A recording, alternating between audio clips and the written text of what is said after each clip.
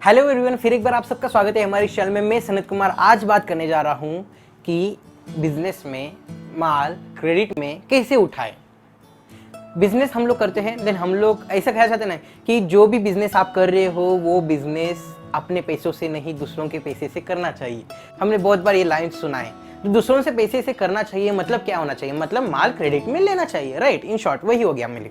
तो बिजनेस में ऐसे बहुत से ऐसे सिचुएशंस होते हैं, बहुत से ऐसे बिजनेस फॉर्मेट्स होते हैं जहाँ पे आपको माल क्रेडिट में मिलना चाहिए, जहाँ पे आप सोचते हो कि आपका जो भी सप्लायर है, आपका जो भी डीलर है वो आपको माल क्रेडिट में दे, मतलब आपको माल के ऊपर वो क्रेडिट दे, पेमेंट करने के लिए थोड़ा बहुत टाइम दे, 1 महीने का 2 महीने का या फिर जो भी 15 दिन 20 दिन जो भी रहेगा।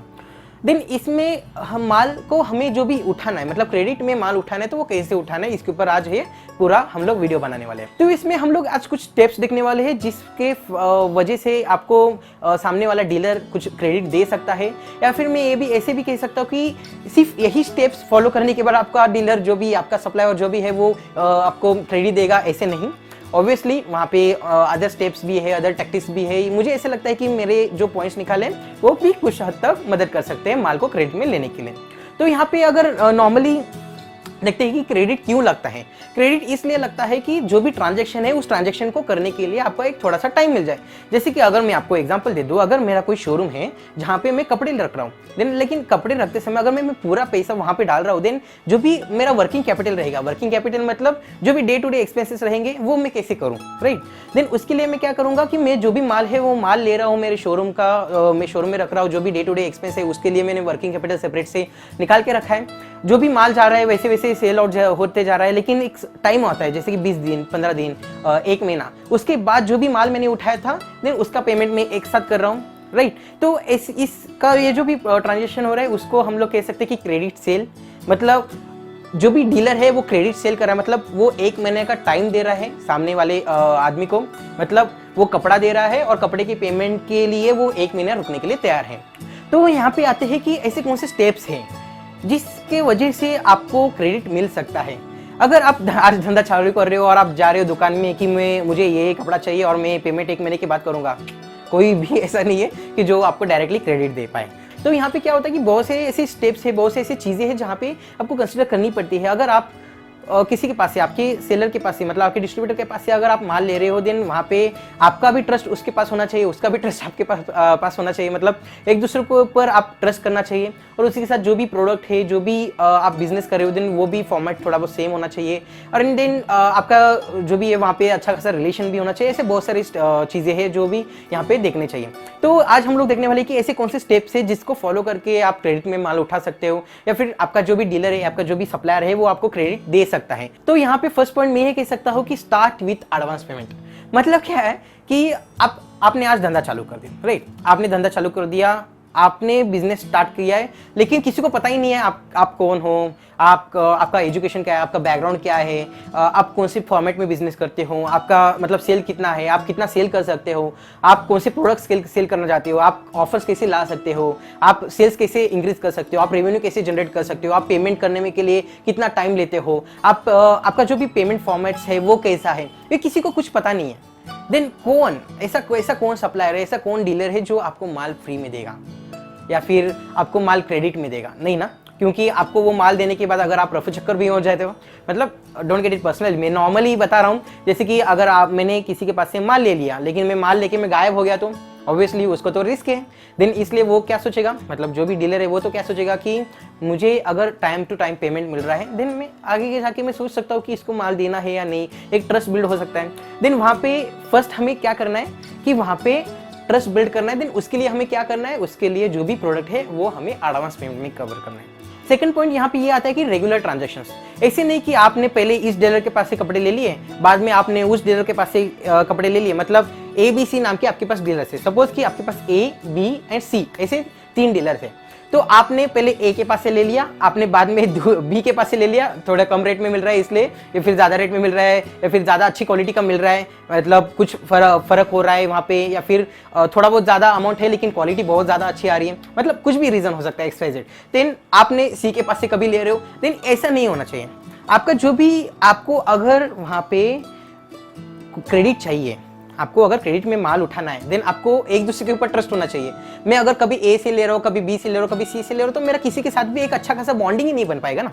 मैं ए से ले रहा हूँ देन वो क्या सोचेगा, अरे यार ये तो बहुत बाकियों से भी लेता है, तो आगे जाके अगर वो उससे माल ले लिया एंड मेरे साथ अगर बिजनेस ही आगे जाके नहीं किया तो मेरा तो माल वहाँ पे पड़ जाएगा, मेरा तो पेमेंट अटक जाएगा। तो इसलिए वो क्या सोचेगा कि रहने देते, क्रेडिट सेल रहने देते। तो इसमें हमें क्या होता है कि जो भी ट्रांजेक्शन है वो हमें रेगुलर ट्रांजेक्शन करने हैं, मतलब ए के साथ कर रहे हो देन ए के साथ ही कंटिन्यू करो, राइट। या फिर बी के साथ कर रहे हो, बी के साथ कंटिन्यू करो। अगर कॉम्बिनेशन में जाना है आपको, ए बी सी तीनों भी करना है देन तीनों भी आप कंटिन्यू करो, राइट। तीनों के साथ भी आप कंटिन्यू बिजनेस होना चाहिए, थोड़ा ले रहे हो लेकिन कंटिन्यू लो, मतलब वहां पे एक रेगुलर ट्रांजेक्शन होने चाहिए। थर्ड पॉइंट यहाँ पे ये आता है कि बिल्ड ट्रस्ट, वहां पे विश्वास होना चाहिए। बिजनेस में किसी भी धंधे में विश्वास काम को आता है, विश्वास ही वहाँ पे हमें दिखाना चाहिए, वहाँ पे बिल्ड करना है, वहाँ पे ट्रस्ट बिल्ड करना है। तो ट्रस्ट कैसे बिल्ड कर रहे हो? ट्रस्ट बिल्ड करने के लिए आप रेगुलर ट्रांजैक्शंस कर रहे हो, जो भी आप कमिटमेंट दे रहे हो पेमेंट के लिए, अगर आप पेमेंट भी कर रहे हो, 1-2 दिन में पेमेंट कर रहे हो या फिर उसी दिन में पेमेंट कर रहे हो, जिस फॉर्मेट में पेमेंट कर रहे हो वो फॉर्मेट आपने कंटिन्यू सेम रखा। जैसे कि अगर आप नेफ्ट कर रहे हो देन नेफ्ट कंटिन्यूसली जा रहे हो, आरटीजीएस कर रहे हो आरटीजीएस कंटिन्यू रख रहे हो, अगर आप चेक पेमेंट करते हो तो चेक पेमेंट कंटिन्यूस कर रहे हो, वहाँ पे चेक आपका बाउंस नहीं हो रहा है, कभी भी आपका चेक बाउंस नहीं हो रहा है। मतलब एक डीलर का भी एक माइंड बन जाएगा, अरे इसका चेक है, इसका चेक कभी बाउंस नहीं होता है, जो डेट है उसी डेट को मैं डिपॉजिट कर रहा हूं बैंक में एंड वो अगले दिन क्रेडिट भी हो जाएगा। मतलब उसका क्या है कि विश्वास बन जाता है, राइट। तो एक बार अगर वहां पे ट्रस्ट बैठ गया देन बाद में आगे के जो भी स्टेप्स है वो आपके लिए आसान हो जाते हैं, जो भी क्रेडिट बिजनेस आप करने वाले उसके लिए वो आसान हो जाती है। नेक्स्ट स्टेप ये आता है कि हम लोग यहाँ पे कह सकते हैं कि ट्रांसपेरेंट ट्रांजैक्शंस मतलब क्या है कि आपके जो भी ट्रांजैक्शंस रहेंगे वो जितना ट्रांसपेरेंट आप रखते हो, जितना ट्रांसपेरेंट आप उस डीलर के साथ बिहेव करते हो, उसके साथ आप रिलेशन रखते हो, उतना ही फायदा आपके साथ देगा। मतलब आप पेमेंट कर रहे हो, मतलब आज का पेमेंट आप उसको बताते समय ऐसे बोलोगे कि मैं आज पेमेंट कर दिया हूँ, लेकिन अब बैंक के पास उसके पास जमा ही नहीं हुआ, वो मांगेगा सर यूटीआर नंबर भेज दो, सर यूटीआर नंबर भेज दो, या फिर जो भी वो डीलर है वो आपको बोलेगा सर यूटीआर नंबर भेज दो। आप बोल रहे हो कि मैंने तो पेमेंट कर दिया, यूटीआर नंबर मेरे पास आया नहीं। मतलब आपने पेमेंट नहीं किया होता है, पेमेंट अगर आप करते हो तो यूटीआर नंबर भी आपके पास आ जाता है। कि 1% ऐसे चांसेस है, may be less than that, कि आपको यूटीआर नंबर नहीं आया या फिर कुछ भी टेक्निकल रीजंस की वजह से, एरर्स की वजह से। तो यहाँ पे क्या करना है, आपका जो भी ट्रांजेक्शन है आपको वहाँ पे ट्रांसपेरेंट रखना है। ट्रांसपेरेंट इसलिए रखना है जैसे कि आज मैंने पेमेंट कर दिया तो आज मैंने उसको बता दिया कि आज मैंने पेमेंट कर दिया, आपके बैंक में आपको चेक करना है, आपको पेमेंट आ जाएगा, या फिर मैं यूटीआर नंबर आपको सेंड कर रहा हूँ।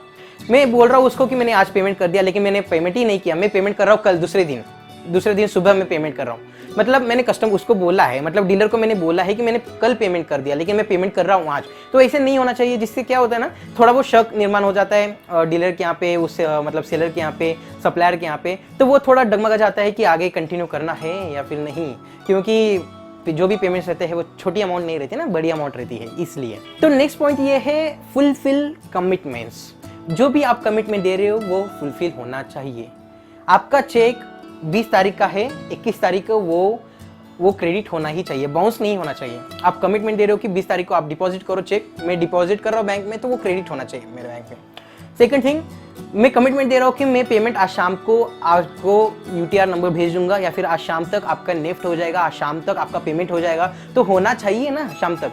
अगर आप बोल रहे हो कि आज शाम तक हो जाएगा लेकिन आप शाम तक हुआ ही नहीं है, फिर रात भर वो सोचेगा अरे क्या हुआ। एक बार रात में वो सोचने लगा कि मेरे बिजनेस के लिए या फिर मेरे प्रोडक्ट का पेमेंट अभी तक आया नहीं है, देन उसके दिमाग में कीड़ा जाएगा, वो शक का कीड़ा जाएगा, वो शक का कीड़ा कभी निकलता नहीं है फिर बाद में। तो इसलिए जो भी आपने कमिटमेंट दिया है वो फुलफिल होना चाहिए। बाद में ऐसा भी हो सकता है ना कि आपने पीओ दिया, मतलब परचेस ऑर्डर दिया सामने वाले को कि मैं डीलर के पास से, मैंने सप्लायर के पास से ये ऐसे प्रोडक्ट से जो सिलेक्ट करके रखे हैं, जिसकी डिलीवरी मैं शाम को लूंगा और शाम को ही मैंने पेमेंट कर दूंगा। लेकिन शाम को आप गए ही नहीं, क्योंकि आपने ए वाले से नहीं, आपने बी वाले से पूरा डील कर लिया, आपको वहां पे सस्ता मिल रहा था, आपने कर लिया। लेकिन ए वाले ने तो आपके लिए वो पीओ निकाल के रखा था, अपना जो भी प्रोडक्ट है वो निकाल के रखा था, वो उसने वो किसी और को नहीं दिया। तो ऐसे भी नहीं होना चाहिए। जो भी कमिटमेंट आप दे रहे हो वो फुलफिल होनी चाहिए, किसी भी हालत में वो फुलफिल होनी चाहिए।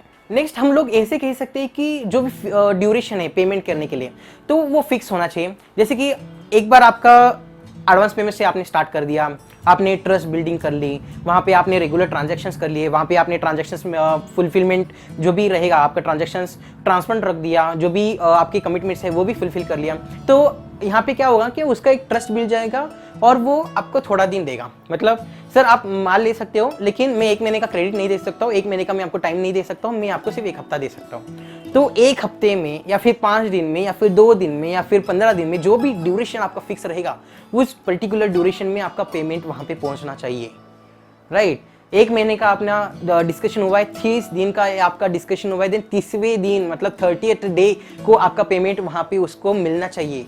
उसी को हम लोग कह सकते हैं कि जो भी टाइम, जो भी पीरियड, जो भी ड्यूरेशन आपने फिक्स किया है उस पर्टिकुलर ड्यूरेशन को आपका पेमेंट उसको पहुंचने के बाद ही उसका एक विश्वास बैठ जाएगा। बाद में वो 10 दिन से 15 दिन, 15 दिन से 20 दिन, 20 दिन से वो महीने के ऊपर आ जाएगा। लेकिन आपने बोला कि मैं 10 दिन में पेमेंट कर दूंगा, लेकिन आप 10 दिन में नहीं, अब 15 दिन में पेमेंट कर रहे हो। ऑब्वियसली यहाँ पे डिफरेंस तो सिर्फ 4 या 5 दिन का है, लेकिन यहाँ पे डिफरेंस 4 या 5 दिन का नहीं, यहाँ पे डिफरेंस है कमिटमेंट का। यहाँ पे डिफरेंस है जो भी आपने उसको वादा किया है वो पूरा किया है या फिर नहीं, या फिर जो भी आपने उसको बोला है कि 10वें दिन या फिर 10th डे 11th डे को आपको पेमेंट आ जाएगा, वो फुलफिल किया है या फिर नहीं। तो यहाँ पे और एक पॉइंट मैं ऐसे बता सकता हूँ, एक नोट पॉइंट हम लोग इसे कह सकते हैं कि जैसे कि अगर सपोज ऐसे मान लिया बिजनेस है ऑब्वियसली, तो जैसे कि अभी ये पैंडेमिक था, तो इसमें क्या हुआ कि पेमेंट करते समय लोगों को बहुत ज़्यादा तकलीफ हो गई है। बैंक के मतलब 3-3 महीने तो मतलब दुकान ही बनते हैं, राइट। तो इस टाइम पे क्या होगा कि अगर डीलर के पास से मैंने माल ले लिया, मुझे पेमेंट करने के लिए 1 महीना दिया है डीलर ने, तो 1 महीने में मैं पेमेंट नहीं कर पाया, मैंने पेमेंट किया 45 डेज को, राइट। 45th डे को मैंने पेमेंट कर दिया, मैंने 15 दिन एक्स्ट्रा ले लिए। वहाँ पे ऐसे हो सकता है कि डीलर बोल सकता है अरे ठीक है कभी कभार तो हो सकता है, तो 15 दिन का उसने छोड़ दिया, माफ़ कर दिया। लेकिन यहाँ पे अगर वो डीलर बोलता है, यहाँ पे डीलर बोलता है या फिर आप अगर खुद से देखते हो कि 15 दिन का मैंने ज़्यादा यूज़ किया, मतलब मैंने ऑलमोस्ट 50% टाइम मैंने एक्स्ट्रा ले ली, मतलब जो भी मुझे टाइम था उसमें मैंने और ज़्यादा 50% टाइम मैंने ज़्यादा ले लिया। देन वहाँ पे आप क्या कर सकते हो कि थोड़ा बहुत आप इंटरेस्ट कैलकुलेशन कर सकते हो कि बैंक में क्या चल रहा है, इंटरेस्ट वगैरह, जो भी उसका नुकसान हुआ है वो आप नुकसान भरपाई उसको दे रहे हो। मतलब यहाँ पे क्या हो रहा है ना कि ये बहुत ही ज़्यादा इंपॉर्टेंट है। क्यों इंपॉर्टेंट है? क्योंकि आपका थोड़ा बहुत पैसा जाएगा, यहाँ पे आपको थोड़ा बहुत पैसे जा रहे हैं। मतलब आपने 30 दिन के लिए आपने माल उठाया, लेकिन पेमेंट करते समय आपने 45 डे को आपने पेमेंट कर दिया, मतलब 15 दिन आपने ज़्यादा पैसा यूज़ किया, तो 15 दिन का जो भी इंटरेस्ट बनता है आप वहाँ पे अगर उसको दे रहे हो, देन इसमें क्या होगा कि आगे जाके वो 45 डे के लिए भी आपको वहाँ पे माल दे सकता है। सिर्फ 30 दिन के लिए क्रेडिट नहीं देगा, वो 45 डे के लिए भी क्रेडिट दे सकता है। मतलब यहाँ पे ना एक अच्छे खासा वहाँ पे रिलेशन बिल्ड हो जाता है, ट्रस्ट बिल्ड हो जाता है, आपका एक प्रॉम्प्टनेस वहाँ पे दिखाई देता है, आपका एक अच्छा बिजनेस जो भी पॉइंट है वहाँ पे दिखाई देता है, जो भी प्रोसेस है वो वहाँ पे आपको दिखाई देता है। तो इस तरीके से अगर आप अच्छा खासा बिजनेस करते हो देन वहाँ पे क्रेडिट उठाना बहुत मुश्किल नहीं है, बहुत आसान हो जाता है।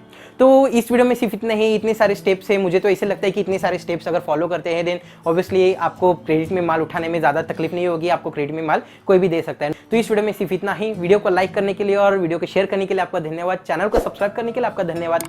चैनल को सब्सक्राइब नहीं किया तो आप सब्सक्राइब भी कर सकते हो। हम मिलते हैं हमारी नई वीडियो में। टिल देन, जय हिंद।